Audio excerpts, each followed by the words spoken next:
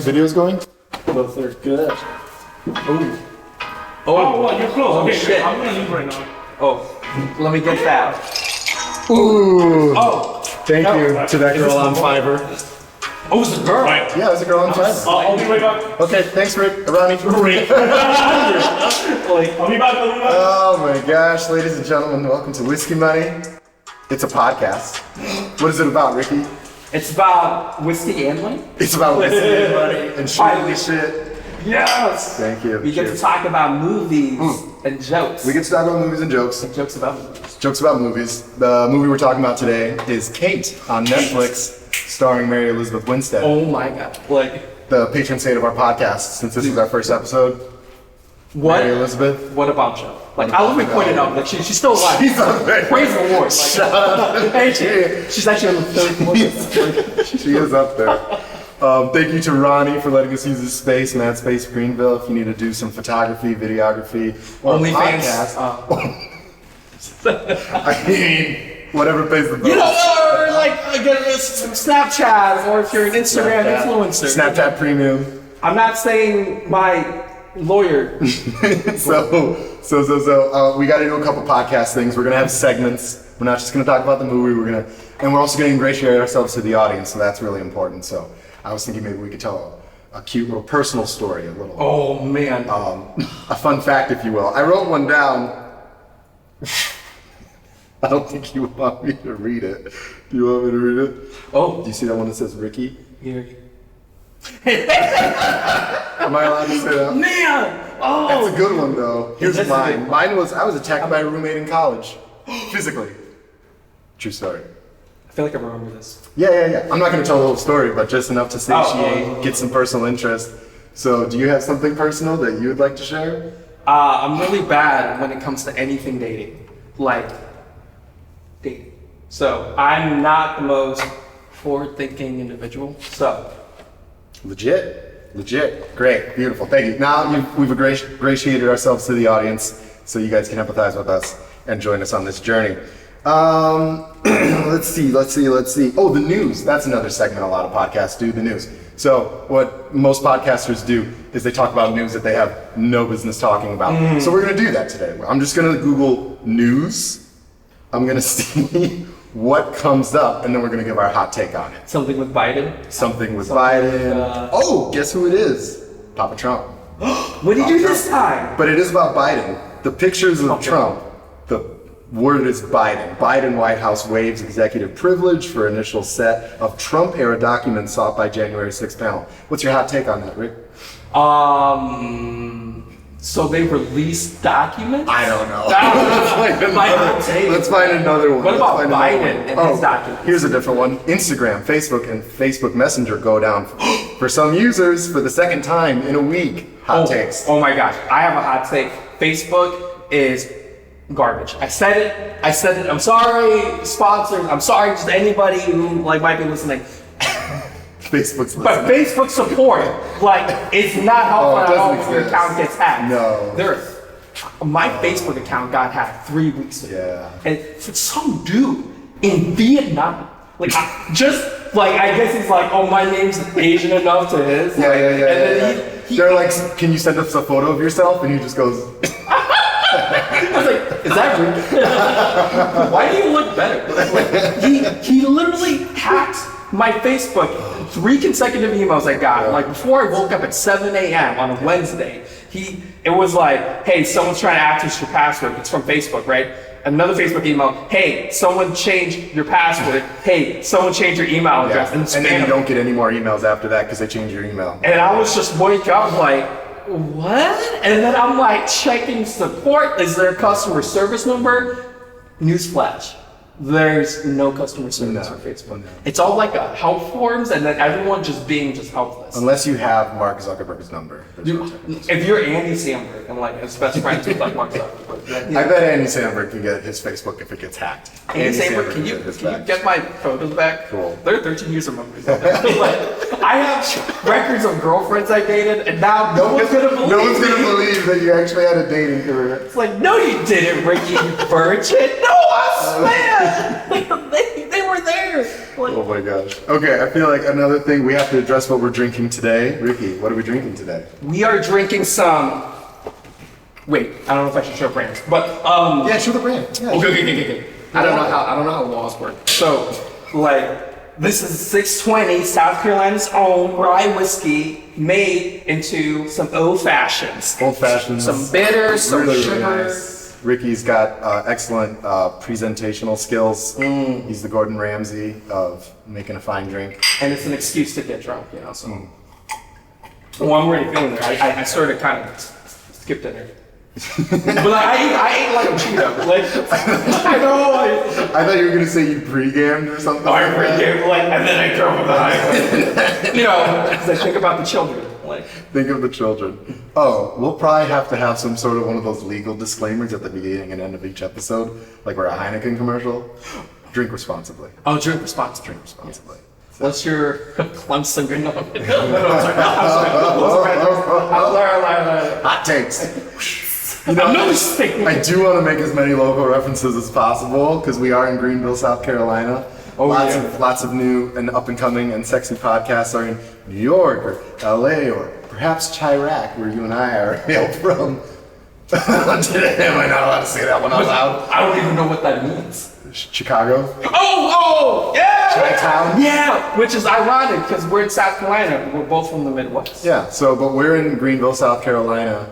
And so shout out local references. Local people want to be on the pod. We'd love to do interviews. We'd love to do collaborations. We'd love to drink your whiskey. So find a way to contact us. Wherever you're watching this video, we'll make it easy. I love free booze.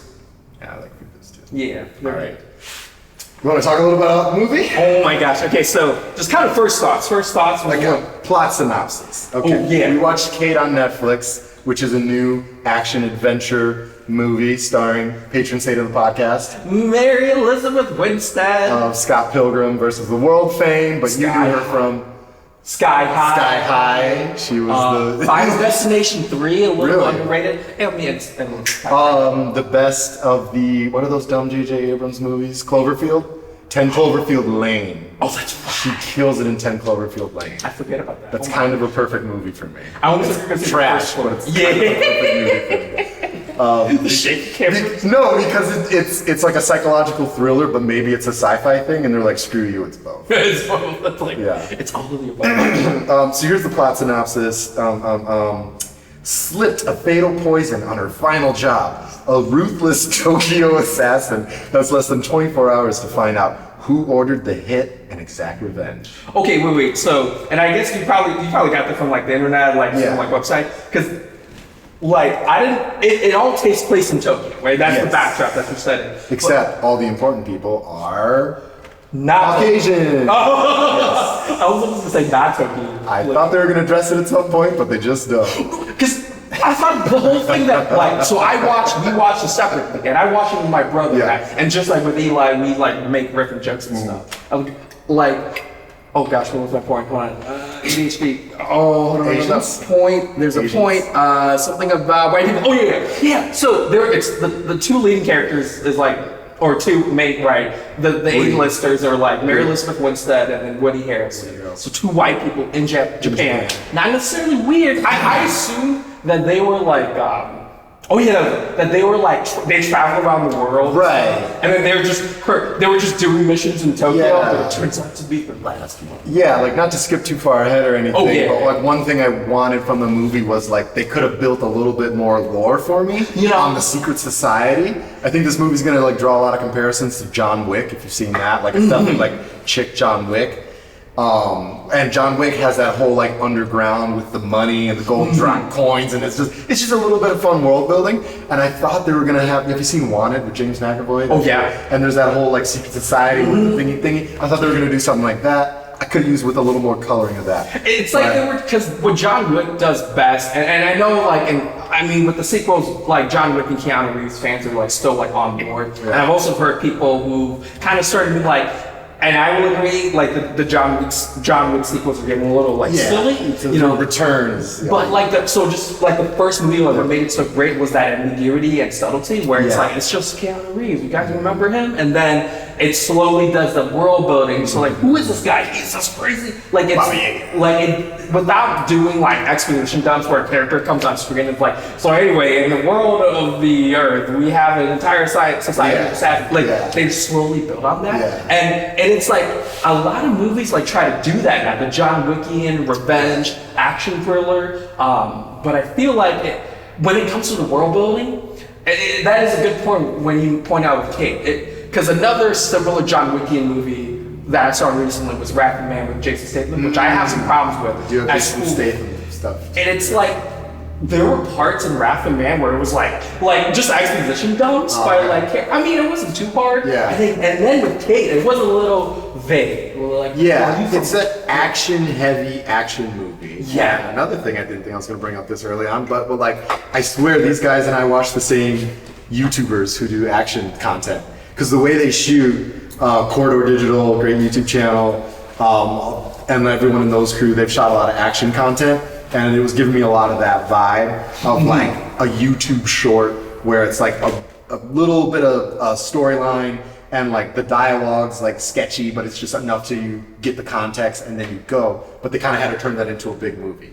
Yeah. A big thing I thought the movie was going to lean more into, which, I mean, it's the whole basis. I thought it was going to be a Crank vibe, right? I literally, when I saw the Statham's trailer, Crank. oh my word. Yeah. Right, Jason Statham's Crank, where like his heart, he only has so long to live, he's going to die.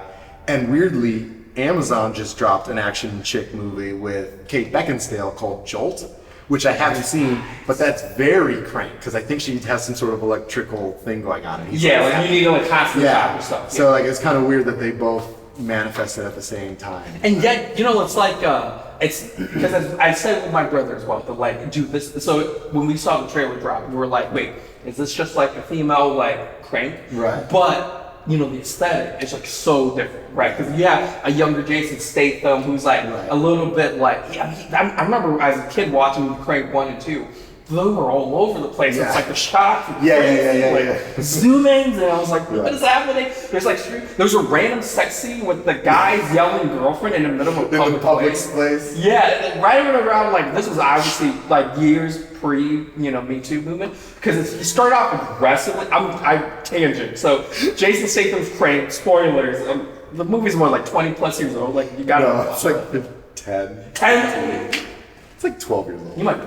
Yeah, because early 2008. So then it's not that. Yeah. So, but it's still pre Me Too movement. Like he like a lot of misogyny. Yeah, like his girlfriend's yelling at him. It's like, why are you running around this entire city, blowing and killing people? And he has no time to explain. Hey, babe, I have a poison going into my heart and I'm dying, but I need adrenaline to stop it. And then he like to shut her up and also to get his adrenaline pumping. He starts forcefully making her out. She's like, hey, what are you doing? And then she's like, oh, I'm digging this. And then they just have sex, and there's like just cutting shots of like, there's like a kid with his mom, like, what? And it's like, don't look away. And then like, Jason Statham's having sex with this girl in the middle of a public place, and he's like, I just need to get the adrenaline pumping so I don't die, like, and I'm just sitting there like, as a young friend, like, this is how you treat women. No, but like, and it's... So, none of this is in the feature film case. Oh, yeah. But would the movie have benefited from, it kind of feels weird to like say a sex scene, but like maybe a little romance. What was the character empathetic enough for you to like, that was like a sexual, but I wasn't trying to make it. Oh no, just to like connect with the protagonist.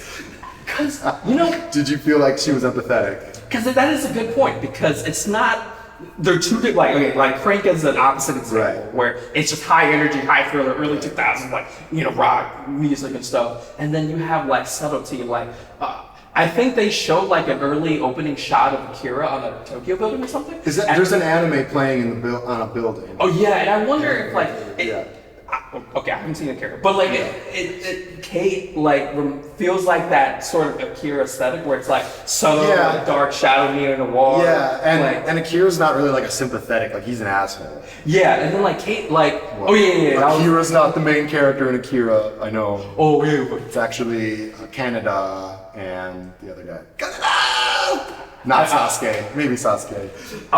And to back to the question, because it's like with that aesthetic of like not high energy, where it's like I'm just sitting, I'm having sex with my girlfriend. Like, you know, she's like subtle, she's like professional. She has like that one, like, you know, there's that one dude, and then there's the other third like leading role, like a child in the movie. Well, I guess to give a little bit of the plot for anyone who hasn't seen it, catch them up a little bit. So she's on her last mission, right? She's basically a sniper. Woody Harrelson sends her to places, and he also kidnapped and raised her as a child. Apparently, the flashback, right. It made me think of like it's like Ninja Assassin. Like, I could have used with a little more flashback, or like longer stretches of it to set it up instead of just like here's a clip of context. Oh yeah, just random intercutting shots. But he raises her as like an assassin, and they shoot people. Why? Who knows? But she has to assassinate this guy with her sniper rifle, and wouldn't you know it, there's a kid, and we have one rule, no kids. I thought he wanted her to kill the kid, but she just said, I don't shoot people in front of kids.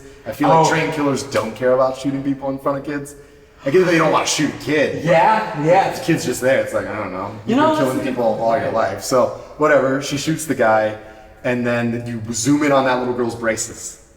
When she screams, so you know, that's right. Like, so you recognize her. The little girl has braces, and she's like, "Dad!" Right. So you recognize her later in the movie by her braces when she sews up later on. And that opening scene, where they're like in the like those abandoned warehouse, like this, like and then like it was right here. And then so she Mary Elizabeth Winstead, like she walks up, she tries to find like a pose. She sees two Japanese guards, and she's like, "Hey!" She just murders them. It's like, "What's that on your tie?" What? Kills. They were kind of old. They were just kind of like old man security guards, and she just. What if they were just like I thought they just worked at a building, and I was like, oh, she doesn't care about anything. And then she's like, I don't shoot in front of children. I don't shoot in front of kids, like. But if I have to shoot at a kid, like, right, kill them. We have two rules, Woody Harrelson. We don't shoot kids, and you don't betray me at the end of the movie. And spoiler. Fingers crossed, like his fingers. Spoiler alert. Did you see the ending coming? The little twist. Oh my gosh, my brother made there's not a lot of big there's not a lot of big characters in the movie, so you can. It's like a Law and Order. He's the bad guy at the end of this. Who's the guy in the Danny DeVito just crawls out of the couch. When the plot is just coming up, when I get to that part, I had a weird Ricky moment when I thought like we all assume spoilers or just spoilers. Like Woody Harrelson is the bad guy, and then me and my brother-in-law were like, he's probably him because he's not being goofy like in Zombieland. Right, he's being he wasn't wisecracking enough. So he's like he seems so solid. He feels like he's gonna betray her. But he could have been more wisecracking, and then he would have endeared me more, and would have sucker punched me more. I wish there was like more instances where you felt like he was like on her side a little bit. But like there's in that ending part, like when we get to the dojo part, remind me because I had a dumb Ricky moment. The fight in the dojo? Well, let me say one thing. So if I were to sum up this movie, it would be like a DVD bargain bin action movie, and most of those are like, they barely have a budget, so they have a lot of people sitting and talking, and barely enough action. This movie packs in a ton of action. And they're like, who really cares about the plot? So I'm not really mad at that, because it is like an enjoyable action movie. You get a car chase, you get a dojo fight at the beginning, and then where all those guys come in the room. The dojo, whatever it is. And then the restaurant at the end, and then you get the specialty fight with the guy with no shirt, which was probably like a highlight. Where she shows up to that guy who's kind of got like... was he a K-pop star? No, a J-pop star? I thought he might have been too. Because I'm Asian, right? That's tension. You don't know. Can we take a commercial break to fill up our drinks? Ooh, yes. I'm still recording. But. Okay. Let's just do... what do you think, Craig? What do I think? Yeah. So far, so good. I'm invested, man. I'm watching this something I wish I had watched the film to get a little backstory for it. Should I give more context about the movie, or do you feel like... No, I feel like I need to go home and watch it now. Good. But so far, so good. Cool. I think whenever you do finish up, I'll do some nice slow motion shots of pouring some whiskey stuff. Some like peeling some orange with the light going on. Yeah. What's the time at? How long have we been recording? So Like actually talking? about 20 minutes. 20 minutes of talking? Yeah, Okay. 19. Yeah, I can give it another 10, because I wanted it to be like not much longer than a half hour, maybe 45. Like, and Okay, yeah. we'll see how it I mean, goes. as long as it feels natural. Right. Like, once you hit a wall and you're like, all right, well, we've really Right. talked about all we can talk about. Now we're just Yeah. making up stuff. I listen to a lot of like hour plus podcasts, but they're really enjoyable to listen to. So I'm like, I want to make sure this is tight. No, good I'd point. rather it be short and sweet, and they are left wanting more than Sucked it's in, just yeah. meandering. Did you want also like as we like talk? Do you want to kind of like just vaguely like read the script, step through like what we remember as the scenes progress? Is there any big scenes you want to talk about? Oh, you know, I think there were. Like, I would just, because like again, the story didn't really matter so much, so it's just like highlight. Like I kind of gave the summation. Like if you want to see it, go see it. But like Okay. highlight. So. Oh, I for sure. Okay. And we're back with the fill up. Thank you. Ricky. Okay. There was just a quick Ricky comment about the opening scene was that I had that weird moment when like 'cause she has the guy inside, so, you know, it's like there's like a black van comes up in the warehouse park and like some dudes are getting out, there's guards at the door and they're like, okay, like also like important must be like a mafia or Yakuza thing. Right. And then like, but out comes a little girl. No, out comes a boss, and then out comes a little girl, and you know Mary Elizabeth Winstead's like, oh, I don't shoot in front of kids, right? And then the which they never explained, but like she's got people in her earpiece, like, saying like, no, green light, like, and then They when could have just added that as a post ADR to make it more dramatic, because she never really acknowledges the voice in her head. You know what I mean? good point. She doesn't, like, I guess she does. She goes control, blah, blah, blah. Yeah, like I mean, it's not too much, but it implies there's this whole like organization behind. So it. there is pieces, like they could make a really, like I'd read a comic if the creators wanted to make a comic where they like just dump out on the lore and the secret society that she works for. Yeah. Prequel comic would be great. Yeah. Prequel comic with her younger, with Woody Harrelson. Who does she actually work for? What does the organization do? That would be a really cool piece of promo. I like comics. No, for sure. Like, I mean, like, everything about it was very, like, you know, it wasn't too much. Where I guess maybe we might comment that, like, not enough lore. But I guess they didn't do too much exposition, though. Right. Where, like, you know, they define her personality, like, oh, she doesn't want to, like, scare kids. And then she kills a guy, and then the daughter freaks out, or the child within freaks out. Like, there's a guy, there's a Japanese guy, and like a close up on a specific Japanese dude in the black car. He's like, oh, and then they drive off. I really think they left the little girl. And no one's like grab her. I thought Mary Elizabeth was just gonna run down and be like, holy fuck, like, what happened here? Like, it's like, I don't know what happened here, little girl. Let's go take you somewhere. No, because then Everybody bailed on that kid. The security guards bailed on that kid. They're like, oh, the boss is dead and his daughter's still alive? Screw it. And then like everyone, and then Not good security. the scene changes and Woody Harrelson, and she's like, I want to retire Woody Harrelson. Like, I don't want to do this. Like, no, you're gonna give it 2 trips to Walmart, you know? Like, it's like, That was a good line. That was a really good like line. that. Yeah, because she's been raised as an assassin all her life. And so there's an endearing moment with her and Woody Harrelson, and she's like, yeah, I'm ready to get out of the game. And he goes, 2 trips to Walmart and you'll change your mind, like, once she enters. And it speaks to her character, like, she's addicted to this life, so there's sequel potential. There's, you know. you know, like, it almost... Wait, did she survive? No. No. She's dead. She died at the end. Bro, now unless, Leon the Professional with Natalie Portman and the French dude from Steve Martin's The nose, movie. the most beautiful Frenchman with the nose. Yes. Yes. Like like the Leon, the famous 96 Leon the Professional. Yeah. You know, they had like the whole hint that... I she died at the end. I'm just like, I forgot she Yeah, died. where, I wonder if they might try like that could be a possibility where it's like Luc Besson wanted with Leon the Professional, where Matilda, the Natalie Portman, 12-year-old, follow her. like she's gonna grow to be an assassin Right. too, and then so it's like I wonder if it's like the Japanese girl, but Right. Yeah, if they made a sequel, it would have to be about the little girl. Which would be left. Which is why I think a prequel would be interesting. If they wanted to return to the world, just do a prequel with her and Woody Harrelson. Like, I would watch that. You know, it could build the world out. and then so like you know when basically And then after when the little Asian girl grows up, then you can do a sequel when she's like 20, and then bro, and then it's like Mary Elizabeth Winstead comes. I'm gonna be so pissed. They do some Marvel she comes out of the shadows. It's like I was here this does she entire have a time. Nick Fury eye patch? If she had a Nick Fury eye patch, I'd forgive it. How crazy would it be if they tried to do like some weird spin on a Darth Vader breathing thing? Because she was poisoned. So then she comes out like some like funky looking metal that like you know, it's like the Japanese girl's like 20 years old or so, and then there's other new characters that's like, you know, this is years from now, like in real life, right? Yeah. And then it's like they're trying to stop the Yakuza like assassin society. It's like, but who's gonna help us? Yeah. And then out comes the shadows of Mary Elizabeth. It's just got a breathing like, I'm gonna train you, but we do things my way, or something like that. Like, you know, that would be so creepy. An older Mary Elizabeth Winstead, kind of like an older Jamie Lee Foxx in the newer Halloween movies. Like, that would be so cute.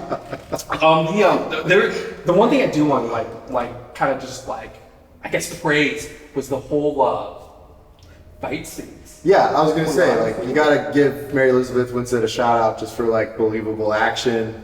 You think of like Angelina Jolie in Salt. Yeah. Like that sort of thing, which kind of gets like into a cartoon. If you've ever seen that movie, the action's a little cartoony. Yeah, like she drops out of a helicopter and grabs a rope. It's a little more like a Marvel, like if she had superpowers. But this is more like, no, she's just a badass. She can fight. Yeah. She can kick people in the throat and stab them in the eye and like. Yeah, like she's really like John Wick. Oh my gosh, and it was very, because I love how, like, because of things like John Wick, everyone is doing their more gritty, like hard impact, like fight shots. Yeah. Like, I think of like the trailer, I haven't seen it yet, like with but the movie Nobody with the guy from Better Call Saul, right? Mm-hmm. And then like even the trailers, like it's very like, you know, not real. I mean, realistic looking fighting. Yeah. Like John Wick was realistic looking fighting, where it's not like, you know, kung fu like Jason Statham or Jet Li. You know, it's they're really like efficient. They're using their fists. They're using a gun. Grapple, stick. Yeah. I like how like even Mary Elizabeth Winstead was doing something like she wasn't doing like.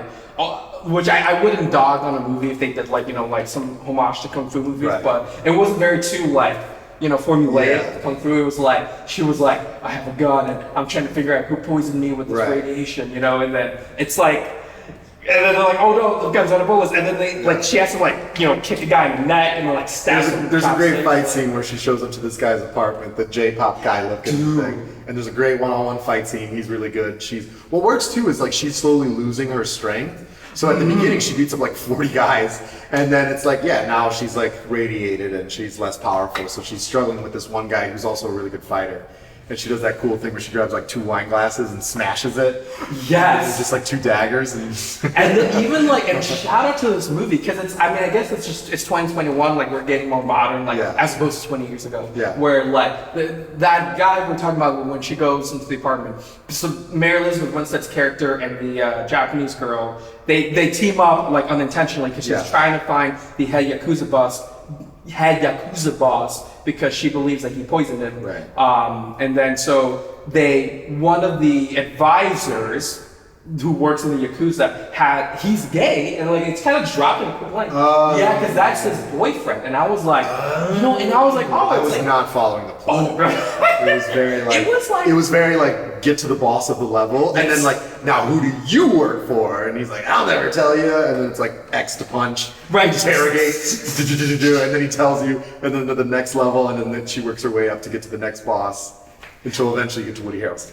Yeah, which is like whenever we get to that plot twist, but like it was interesting where it's like because I did follow that in the movie where you're like you know, she's interrogating Yakuza thugs, the Japanese girl's on her side, because there's also a thing where her dad was the boss that Mary Elizabeth Winstead killed, but like, you know, and then some of the Yakuza, like a sect, is like, you know what, I realized if the main Yakuza boss's family's dying, and now all that's left is the little Jack. So now they're teamed up, and then so she's interrogating, and then when they get to the gay boyfriend, and then you know, they say like, oh yeah, that advisor guy has a gay boyfriend, let's go to his apartment and let's interrogate him. And I was like, oh, they're just gonna interrogate some poor soul. And I was like, because I'm assuming, and it's like, oh, it's just a gay character, but then he was like limp-wristed or something. He's a boss. He's like, oh my, this guy was a killer. Because he was so confident, like, you're looking for my advisor boyfriend in the main. He's got great style. He's got kind of like greenish tinted hair. Yeah, but not like green, like just like a light tint, like you see it in a certain light. He's got a cool jacket, and then he takes it off, and he's got cool Yakuza tats. And then when they start fighting, you think, oh, like they have him at gunpoint, and then he overtakes them, and it's a struggle. And I was like, dude, this guy. You get the classic movie scene of person who doesn't know how to use a gun on the side. That was a little dragged out. That was terrible. The little I girl. mean, because I felt like It was just they cut to it too many times. it just felt You like cut to it twice. I get it. You cut to it 7 times. I'm Like- like, I'm just getting angry at the character who can't use the gun. the Yakuza boyfriend is like at this point he in the fight with Mary Elizabeth Winstead, he's overtaking her and he's like saying lines like, "I'm gonna kill you now. We're gonna like chop your head off," and then like he's killing her, and then and she's all like, "I don't know how to use a gun and I don't want to kill anyone." It was interesting because they're just like John Wick, where it's realistic, where it's like because she's a child, she's not trained, she doesn't know how to use a gun, so she misses the dude. And She shoots Mary Elizabeth Winstead. but like in the shoulder, and so it's like, oh, a shoulder pop. That was so... After struggling with the gun for a minute and a half and making me look at her every time she's struggling with it, and then to have her shoot Mary, I'm like, great. I thought she was at least going to do the thing. Some movies are smart where it's like, well, I'll just shoot the person they're holding hostage and shoot the other guy.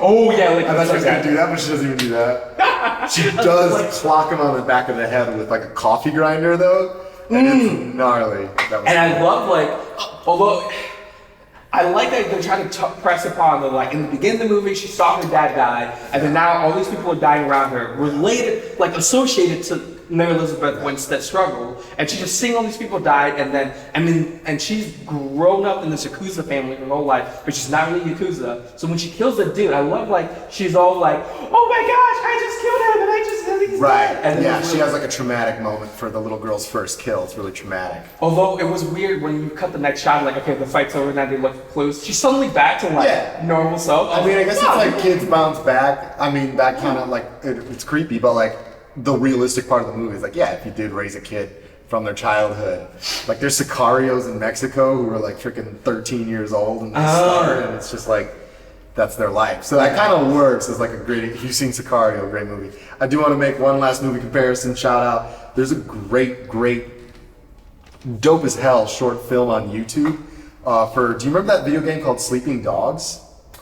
It was like a GTA style mafia game where you're in the Yakuza.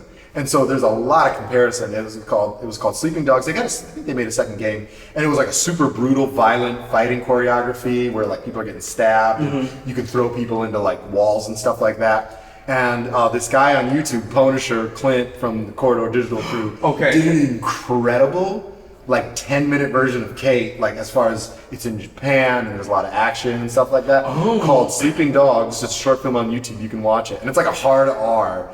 And there's an incredible kitchen fight scene where a guy gets stabbed in the leg.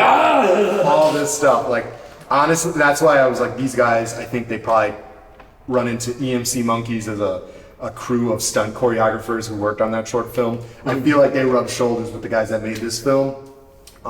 Something I've learned a lot about movies is they have like these second directorial units and stunt choreographers who put together the choreography, and the director just says, there's a fight scene or whatever. Gotcha. And so I feel like whoever those guys were probably watched the same YouTube. But did you have anything else you wanted to say? Oh about my the gosh! movie? And I know I've been rambling on so much. It's the whiskey, I promise. Like the oh my gosh, I have so many jokes.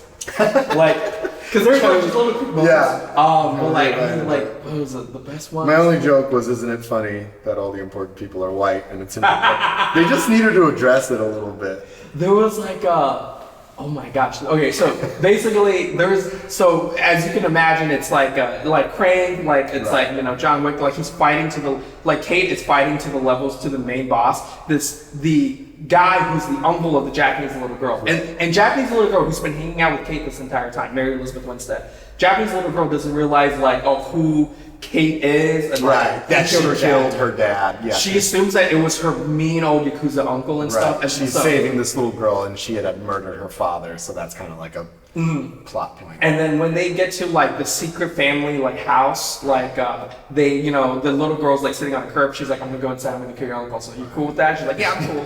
Kill him because he killed my dad." Yeah. And then she goes in, and then he's the old Japanese dude's sitting, and he's at peace, and she's like, "You poisoned me." And there's just a quick run of dialogue with really eloquent words, I mean, I don't know Japanese, but he basically is like, "No, I didn't poison you, Kate. It was actually, I think it was some of my other people who did it." And she's like, "What are you talking about, Kojima?" And then Kojima, and he says this line, And before I say this part, there's a quick background for the Japanese little girl because, you know, we talked about the dad died in the beginning. Where's the mom? The mom was according to the movie, if I got this right. Like, I have no idea where the mom was. The mom is like somewhere else. I think she's like a white woman. And so the Japanese girl is half white, half Japanese. Which also adds to, isn't it funny that all the main people are No, white, including the little girl who's half white? Her off-screen mom is important and she's white. Like, so there's a part, because there's a cute, when they, like, at some point in the movie when Kate and the Japanese girl are talking, Ani and Kate are talking, Ani says like, oh, you're kind of like, I hope my mom was ever like you because you're so cool. Right. But then, and then fast forward to the Kojima, the uncle, where she, like, Kate's like dying more now, and she's like, what do you mean you didn't poison me? And then Kojima, head Yakuza boss, talks about like, and my Yakuza has been influenced by the Western to the point where they're starting to go against me. And then the way the shots are is that like, it's kind of like those Japanese home kind of dojo style, like the paper walls. And then he's sitting this, and the shots on him, and the shots on her standing up. Yeah. No, she's sitting down now, and she's all like, what? And then it's like kind of just these shots where it's like straight ahead. And when he said the part like Western influences have been like affecting my cut to the little girl.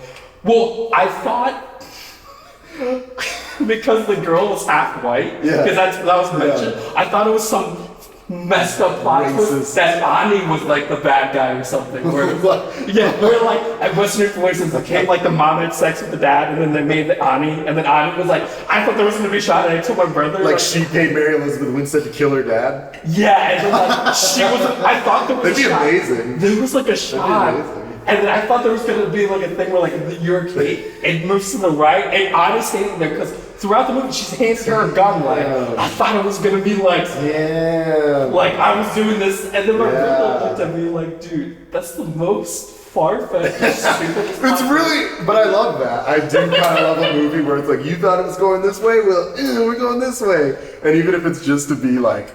Annoying or whatever, but that would be. I think it's funny because it's like I think about plot twists where Now You See Me movie with also Woody Harrelson. Spoilers. They're actual wizards. Yeah, and there's a spoiler. Because none of the magic in that movie is possible. Like there's the Mark Ruffalo in Now You See Me, where like the plot twist is that he was behind everything all along. So I call screw that movie. I take back what I said about what I said. So I thought dumb plot twists are dumb and unjustified. I was like, if Adi was the bad guy the whole time, I was like, oh, is this gonna be a whole Now You See Me plot twist? Like what? So I have a couple things to wrap up the movie segment, guys. I came up with a segment called "And the Oscar Goes To." So if there's any part of this movie that's like super redeemable, is it Mary Elizabeth Winstead? Did she just carry this film on her back? And if she wasn't there, I wouldn't be there. Was it the Japanese guy with the tattoos? Because he was pretty good. Was it just the action choreographers and the stunt team was really good? Who gets the Oscar? Oh my soul! Because the Japanese did at the beginning of the movie. No, that was a joke. The Oscar goes to getting shot in the head. I was bothered by that. She shot him in the neck. I'm gonna say the action choreographers, but also Mary Elizabeth Winstead. Yeah, I was gonna say they're why I'm there. Yeah. Like I love her from Scott Pilgrim, and the action was really good. She's like this aged professional who's tired, and then it's like she's like but still young Mary Elizabeth Winstead. Oh my gosh, yeah. I don't want to say aged like, but I think when I saw her, I was like, I realized she looks so much different from Scott. Yeah, she's not like 20. Yeah. And then the next thing, so she gets the Oscar, and does it get a sequel? I think yes. I think there was enough for around, right? I want to see like just Fast and Furious level of ridiculous. Do you want a sequel or do you want a prequel next? Do you want to follow the little girl? Or do you want to see more of Mary Elizabeth and Woody Harrelson? Because in the prequel, we know what Woody Harrelson's character is gonna do. Right. I feel like I want a sequel. You want a sequel? Because I guess because the prequel expounds more on Woody Harrelson and Kate's character. Yeah. Right. And we're back. Thank you. Little technical difficulties, but we're still there. Overall recommendation. Thought it was really good. Thought it deserves a sequel. Yes. Let's move on to our next segment, which is called. Can I get a drum roll? Don't use that. These are like, That's right. we're just like such a small table. It's called pitches. No, please stop. Oh. Pitches nobody asked for. Because you and I are always coming up with premises and pitches for things that nobody, which we were already doing. A sequel to Kate. Yeah, nobody's gonna make a sequel to Kate. I mean, if you do, we're here to watch it. Make a sequel to Kate. But I just write out throughout the week stupid ideas that come in my head, and I'm like, let's pitch this, and then see what people think. Craig, behind the camera, you can even nod and let me know if you think it's something you want to watch. If CBS will pick it up, let me know. CW. Here's the first one. So I was listening to an interview with that guy named Chris Hansen. He hosts that show To Catch a Predator. Do you know what I'm talking about, Craig? Oh, yeah. Gardens before gardens. They lure creepy men into a house, and then once the guys are there, then he walks up and he goes, "Hi, I'm Chris Hansen. Won't you take a seat?" And they're just like, "Fuck." 13-year-old girl? You texted this girl. You texted this. Here's a picture of your wiener. Yeah. No, that's Do you want to talk about that? And he gets guys to talk about it. So I came up with a reverse idea called To Catch an Idiot, where investigative journalists go undercover as scam artists to convince someone into sending like $5,000 to $10,000 to someone they've never met before, and then when they like show up to the Western Union or whatever to send their money, like some grandpa shows up and he's like, "I'm gonna send this money to Nigeria for my grandson." Then you show up and you're like, "I'm Chris Hansen," and you just publicly shame them. Chris Hansen comes out of a Western Union, like, hey, what's up with you? Craig, I would watch it. I would watch. Just it's like a public service, because To Catch a Predator opens so many parents' eyes to like, wow, I need to like pay attention to who my kids are talking to online, Yes. and we could be educating millions of grandparents of like, don't do this. It's a real problem. It's a real problem. It's a real problem. So we gotta get in control of our grandmas and grandpas. So that's a buy. You buy that CBS? Yes. Solid. Really want to imagine Chris Hansen just like talking down to like someone's grandfather, and he's like, huh? I'm in To Catch an Idiot. And then I have one more pitch. I don't remember what it is. I wrote a paragraph. I'm just going to read it. We're going to see. It says, "A man spends years trying to make a time machine only to realize that he actually already jumped dimensions like a while ago. Like one of his time machines did work and he just didn't realize it for a while. It's his universe identical to his own. Only difference that he finally realizes that he's in a different dimension is because everybody's really happy with the way that the TV show Lost ended." Bro. So he says like, Well, I even feel my neighbors saying like they like the ending to Lost. yeah. And he's like, "I don't think I'm in Kansas anymore." He steps out and it's all turned color. Like, well, He doesn't realize that he successfully like dimension hopped for like a month. Like he spends a month and he's just like, "Man, I guess I'll never figure out time travel." But then everyone's like, "Man, I love Lost," and like the ending's so good, right? And he's just like, "That's not just you, right?" And he realizes like everybody loves the ending. Damon Lindelof really nailed it. He's sitting in an office. It's like he's like working. Someone's like, "I love the ending of Lost." Like it's like he's like, that's a funny joke. And then like Everybody's like, "Are you kidding me?" and he's like, "What are you talking about?" That ending was. Have you not seen it? It only had 4 seasons. That's why it was shorter in this universe. And it's kind of like the thing where it's like when someone realizes they time travel, they're like, "Wait, can we just like this?" So yes. There was only 4 seasons of Lost. Is there anything there, Craig? Is that I don't think maybe not CBS, but Dude, like I could see it as like a stepping block. Like it's one of the first things he's like, that's weird. People like the ending of Lost. But to be the ultimate premise, I don't know. What if it's like a what-if on the series? fence. a what if series. Where it's like, what if the entire universe, where episode 1 is if Lost had a great ending, like episode 2, It's just like, a Twilight Zone. It's an anthology. As he's like jumping 30 dimensions, he's minutes. like, that group of people said they really liked the finale of Lost. That doesn't feel right. And then he goes on with his day and then transports again, like tries it out. It could be like what's that one from the 80s where he lives in people's bodies but he looks the same? I don't know that. He looks like him. He looks like a NASCAR driver, but then he looks in the mirror. Quantum Leap. oh, Quantum yeah, Leap. Where because each it's a episode bicep, has yeah. a- Oh, that's right. It's a sketchy pitch, but thank you for giving me that pitch. The last segment of the show I have is What Are You Reading? Which is a common segment on many podcasts. What are you reading? What are you watching? What are you enjoying right now, Ricky, besides that? Ooh, actually, okay, thank you for saying watch. Okay, I'm not saying I'm dogging on reading, but I'm a... Reading's for I'm a nerds. person. Well, I'm reading an IT book because I'm taking it out Like a nerd. Yeah. I'm actually, a friend and I, I'll just call her Brooklyn because we'll just say that's her name. We actually have been watching this show, a BBC comedy called Fleet. What does BBC stand for on the context? Wait, but because no, British broadcasting. Oh my. Yeah, I've heard of those. Me and my friend Brooklyn were watching like BBC all the time. I'll turn like someone walks in our like, oh hey, you guys watching comedy. Doctor Who? Like, no, we're watching pornography. Like, but you guys. You just don't want to watch it? No, but it's a really good show. You know, it's like Fleabag. Fleabag. Yeah. It's on if anyone knows the TikTok trend, I remember I saw this video. Like, it's the one where it's like, and so many people took a meme. I think this girl who's like a TikTok influencer or whatever, but she's like, she's trying to look cute, and she's like, the audio is a clip from the show, or an audio clip from the show, where there's a British lady like, don't flirt with him. I'm not going to. That is where the audio is from. It's like, yeah, don't flirt with him, and it'll cut to somebody in the so it is like it's good. Yeah, it's a Is good it House of Cards? It gave me House of Cards vibe because it came out and there's like the narration. Yeah. Oh, because she does do that thing Talk to to the parse camera. the audience. Yeah, it was. Talk to the camera, Ricky. Oh, Like you're on Fleabag. it's like what my friend Eli doesn't realize is I've been holding in a fart for the last 50 minutes, and so I'm just gonna try to let it out. We're gonna figure it out. That's So yeah, perfect. show Fleabag. That's perfect. Let me think of a recommendation. Something I'm reading right now.